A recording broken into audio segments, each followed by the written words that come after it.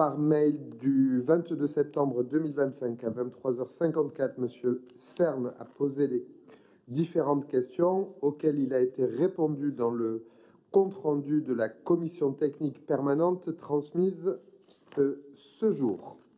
Monsieur Cern, je vous en prie. Oui, sans revenir sur l'ensemble des questions que j'avais posées sur les décisions, mais parce que ça fait une belle jambe aux gens de savoir qu'il nous a été répondu dans le compte-rendu, vu que du coup, personne ne les a, ces réponses.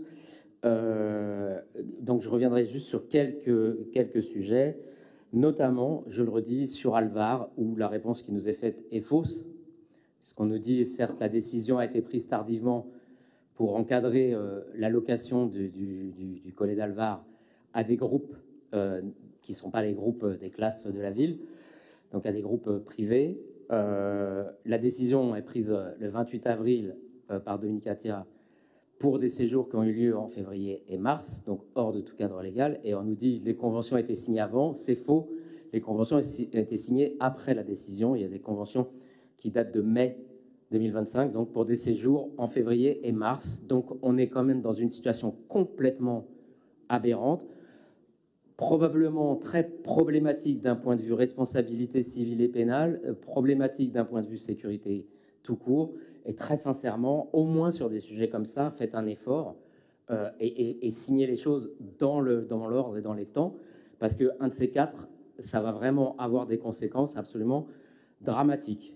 On envoie à la préfecture et on envoie au conseil municipal des mois après les décisions, ce qui n'est pas normal.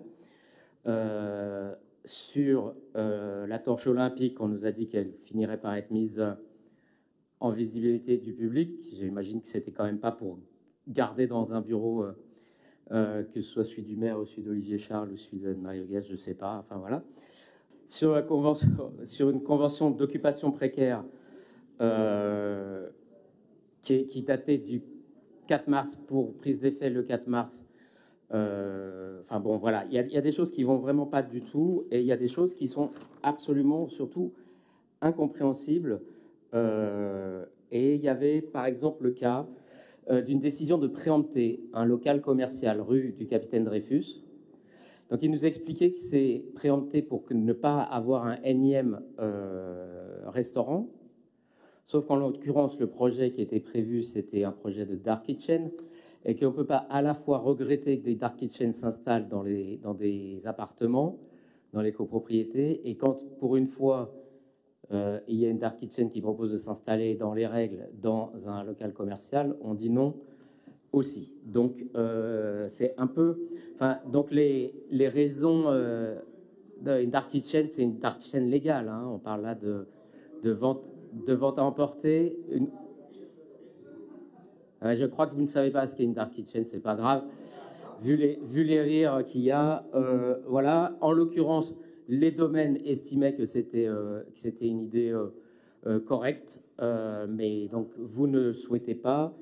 Le prix proposé est tellement bas que, hélas, je crains qu'il y ait du contentieux sur cette histoire. En tout cas, les explications qui sont données par rapport à cette décision ne rendent pas compte de la réalité des faits, ce qui pose problème. Donc, manifestement, ça vous fait rire, ça doit être l'heure. S'agissant des parcelles qui sont mises à disposition de personnes, reposons la question, nous avons toujours la même réponse, à savoir qu'il y a une liste d'attente et que premier arrivé, premier servi, sur des parcelles qui sont mises à disposition à très bas prix, notamment dans les murs à pêche, et qui font dans la réalité qu'il n'y a strictement aucun turnover sur ces parcelles, et donc impossibilité pour de nouveaux entrants d'avoir accès à ces parcelles. Là, il n'y a que des renouvellements au bout de 13 ans, au bout de conventions qui duraient déjà depuis